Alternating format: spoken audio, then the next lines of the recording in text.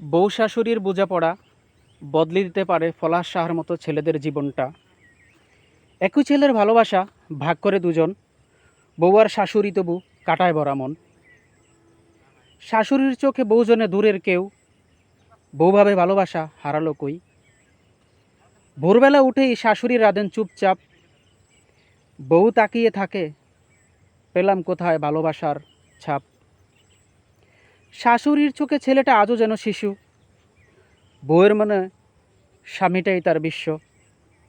ভালোবাসা চায় তবুও রয়ে যায় দূর, অভিমানের দেয়ালে জমে নীরব সুর। কথা বলতে চাই পলাশ সাহাকে নিয়ে,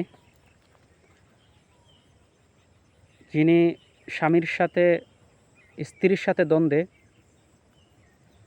পারিবারিক কলহের কারণে আত্মহত্যা করেছেন।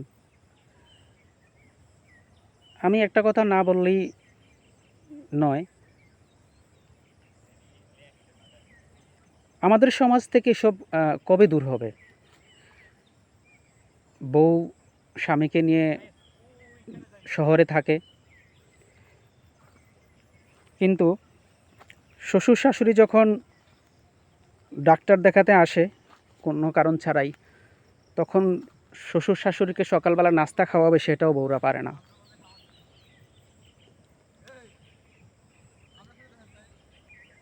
কবে মানুষ হবে তারা?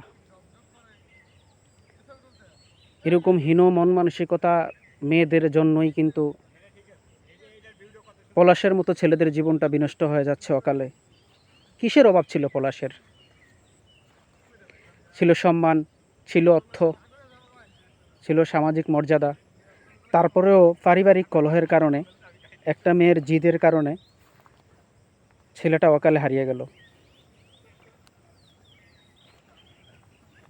শাশুড়িরাও আবার খুব বেশি খবরদারি করে সংসারের মধ্যে। তারা নতুন সংসারে যখন একটা বউ আসে, তখন তারা ওই সংসার মনে হয় সারা জীবন আগলিয়ে রাখে। সংসারের চাবি মনে হয় যেন সে দিতেই চায় না। তারও তো বুঝতে হবে যে তার একটা মেয়ে অন্য সংসারে গিয়েছে, সেখানে তার মেয়েটা ভালো থাকলে যেমন তার কাছে ভালো থাকবে, অন্য ঘরের একটা মেয়ে যখন তার কাছে আসে, তখন সেই বিষয়টা তো তার কাছেও ভালো লাগতে হবে।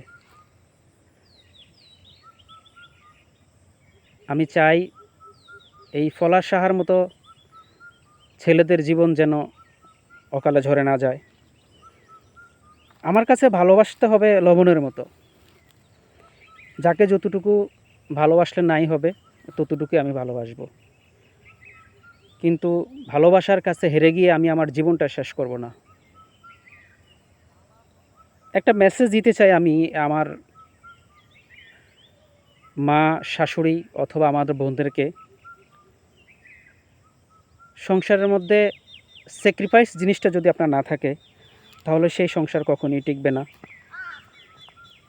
ভালোবাসা জিনিসটা তখনই আপনি পাবেন আপনার হাজব্যান্ডের কাছ থেকে, যখন আপনি আপনার শ্বশুরবাড়ির লোকদেরকে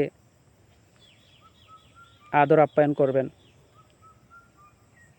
শ্বশুরবাড়ির লোকদেরকে খোঁজখবর নেবেন, শ্বশুর শাশুড়ির খোঁজখবর নেবেন, তখনই কিন্তু আপনারা একমাত্র স্বামীর ভালোবাসাটা পাবেন। মাদেরকে বলতে চাই, আপনারা যারা মা আছেন, শাশুড়ি আছেন, আপনি যেমন চান যে আপনার মেয়েটা অন্য সংসারে গেলে সে ভালো থাকুক,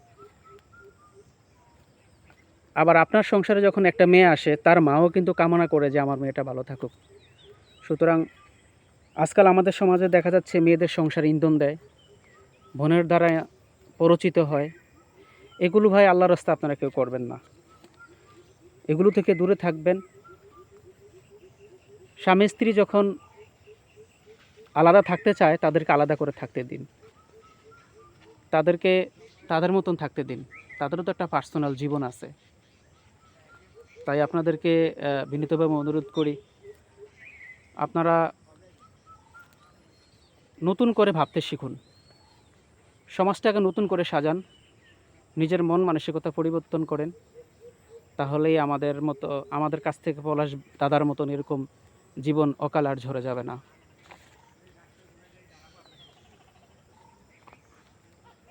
আর আমার বোনদেরকে বলতে চাই, আপনারা যারা বিয়ে করে সংসারে যাচ্ছেন,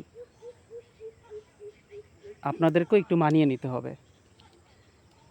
শাশুড়ি সংসারে থাকলে আপনার কী সমস্যা, সেটাও আপনাদেরকে খতিয়ে দেখতে হবে। আবেগ দিয়ে কখনো জীবন চলে না। আবেগ আবেগের জায়গায় রেখে দিন। জীবন দিয়ে, বাস্তবতা দিয়ে সংসার করেন। একটা ছেলেকে ঢাকা বিশ্ববিদ্যালয়ের রাষ্ট্রবিজ্ঞানে পড়িয়ে তাকে বিসিএস দিয়ে সহকারী পুলিশ সুপার পদ পর্যন্ত পৌঁছানো একটা বাবা মার জন্য অনেক কষ্ট, অনেক শ্রম, অনেক ত্যাগ, অনেক কষ্ট আছে। কিন্তু